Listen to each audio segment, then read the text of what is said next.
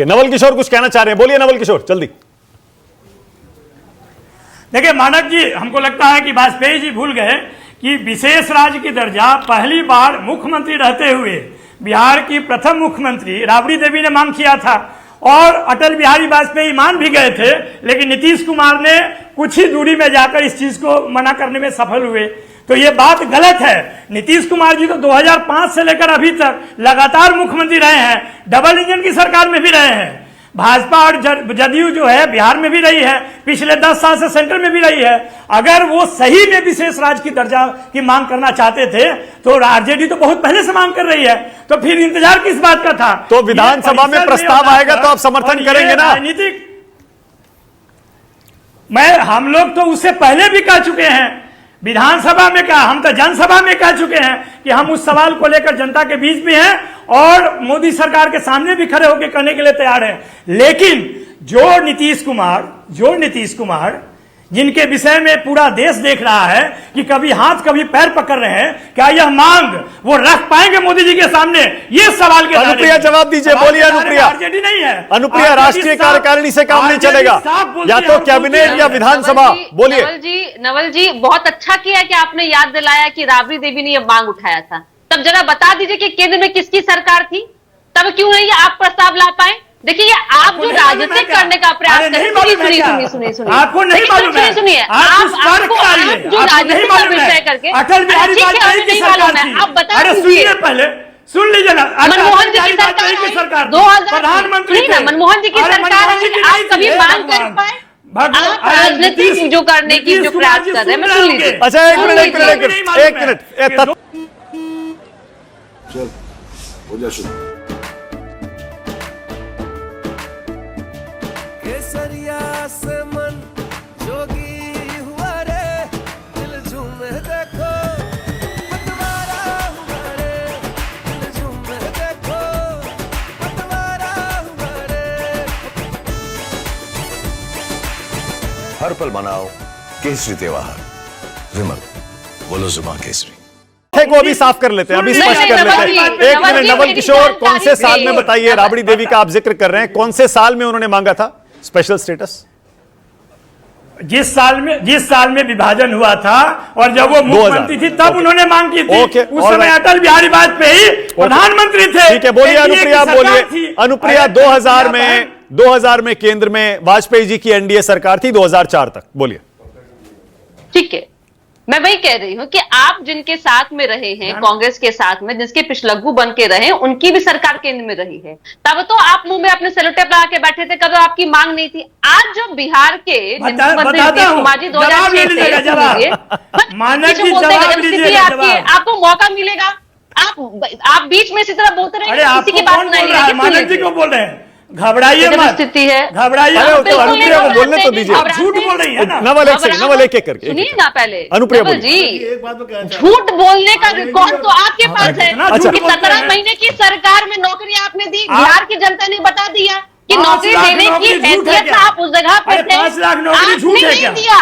बिहार के मुख्यमंत्री ओके, अब रुक जाइए, एक सेकंड रुकिए, विनोद जी क्या कह रहे हैं? रुकिए एक सेकंड, अनुप्रिया प्लीज एक सेकंड, वन सेकंड, एक मिनट रुक जाइए। विनोद जी बोलिए। मैं तो खाली ये सलाह दे रहा हूँ दोनों प्रवक्ताओं को, आरजेडी और जेडीयू कि भाई थोड़ा सा संयम रखें, पता नहीं कब फिर एक दूसरे की भाषा बोलनी पड़े। वैचारिक शून्यता है। सही बात है, बिल्कुल सही बात है।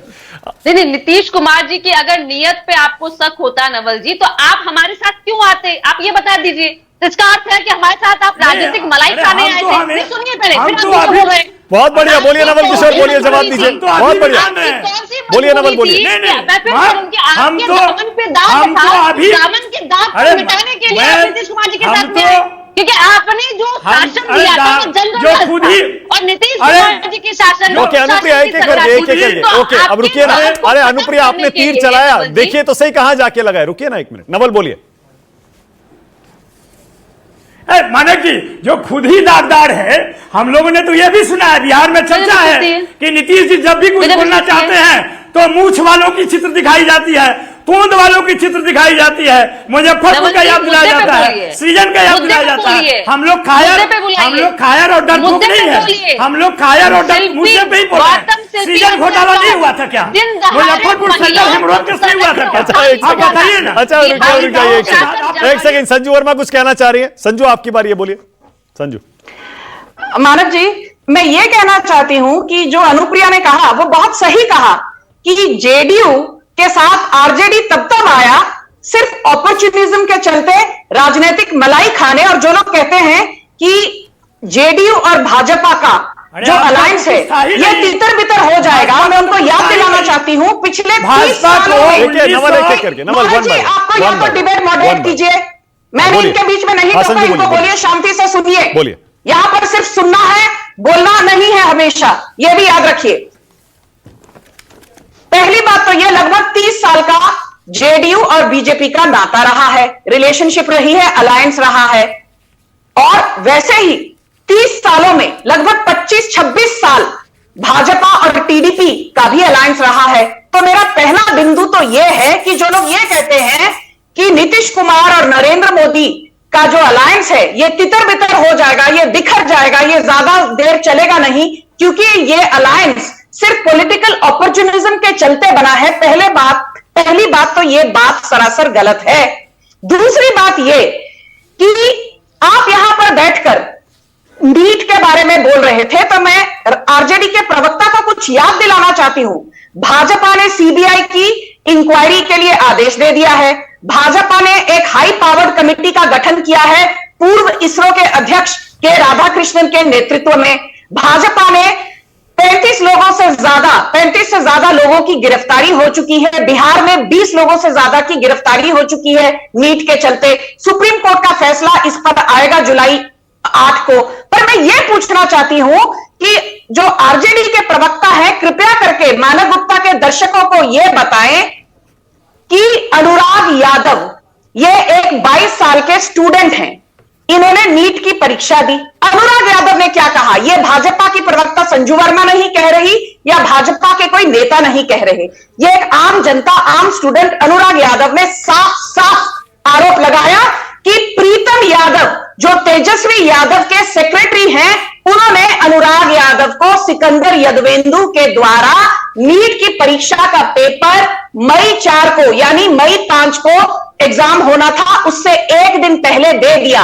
क्या तेजस्वी यादव, प्रीतम यादव, प्रदीप कुमार, सिकंदर यदवेंदु, ये सभी लोग जो आरजेडी के कर्ता धर्ता लोगों के साथ बैठकर मिलाई खाते हैं, उनके बारे में थोड़ी टिप्पणी करेंगे? Okay Sanju, alright Sanju, one second, एक छोटा सा सवाल इसी से जुड़ा हुआ, क्योंकि आपने नीट का मुद्दा उठाया, आपने तेजस्वी यादव का लिंक बताया, तो राष्ट्रपति के अभिभाषण में भी नीट का जिक्र था, पेपर लीक का, तो राहुल गांधी का माइक क्यों बंद हो गया?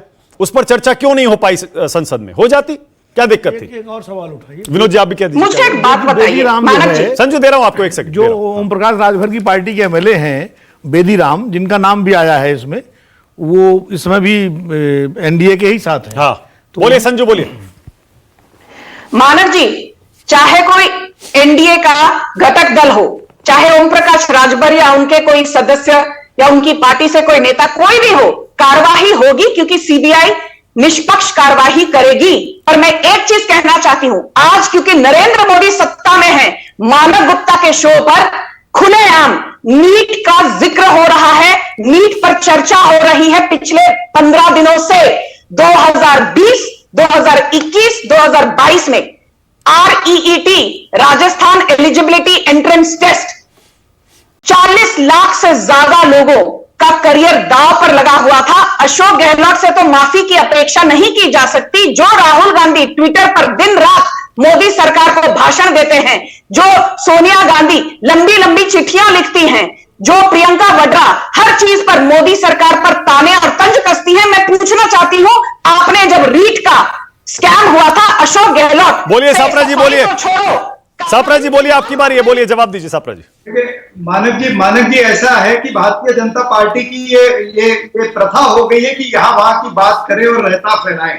इन्होंने तेजस्वी यादव की बात की, वो प्रीतम की बात जोड़ दी, लेकिन ये नहीं बताया कि इनके जो डिप्टी चीफ मिनिस्टर है सम्राट चौधरी, उसके साथ में किस तरह से उस व्यक्ति की फोटो आई जो आज अरेस्ट है नीट एग्जाम के कार्रवाई के अंदर। इसकी चर्चा नहीं करेंगे।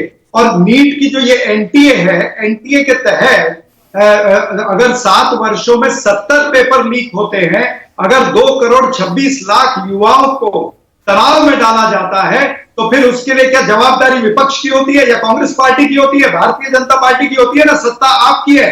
और जिसे आपने पप्पू कहा कुछ देर पहले, उस पप्पू ने वो पप्पू जो है वो आपके परमात्मा का बाप बन चुका है। वो आपके परमात्मा की आत्मा को झंझोर दिया है। और पेपूराम और झासा राम नहीं रुक जाइए, नहीं रुक जाइए, नहीं सापरा जी छोड़िए ना, क्यों नहीं मैंने इसीलिए संजू को भी रोका था, इस सब में नहीं पड़ेंगे। विनोद जी इस पर भी आइए जरा, जो आज हमारा मेन मुद्दा है, सच्चाई कौन स्वीकार करने को तैयार नहीं है, क्या लग रहा है आप? दरअसल उस दिन अभी 2-3 दिन पहले हम यही बहस कर रहे थे ना कि सरकार ये दिखाना चाहती है कुछ नहीं बदला, विपक्ष ये दिखाना चाहता है कि सब कुछ बदल गया, यही जद्दोजहद चल रही है ना।